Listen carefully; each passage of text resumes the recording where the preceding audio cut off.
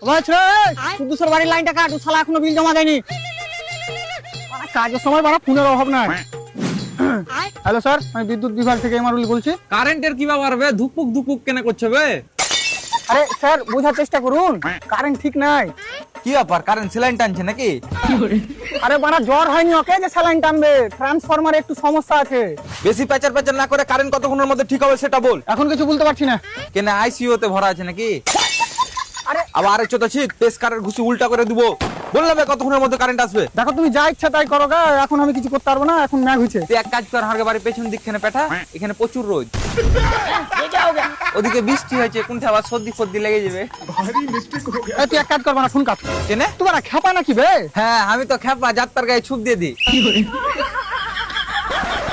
ভাই তুই আমাকে ক্ষমা করে দে। স্যার ঠিক হয়ে গেছে। ঠিক হয়ে গেছে? এবার তো খুশি হয়ে যা ভাই, কারেন্ট ঠিক হয়ে গেছে দেখ। ঠিক হয়ে গেছে? তুই এক কাজ কর, কারেন্ট পেঠাবার আগে রাস্তায় 2-4 কিলোমিটার চালিয়ে দেখেলে, আবার কোনটা রাস্তায় খারাপ টারাপ হয়ে যাবে। Corria na Batista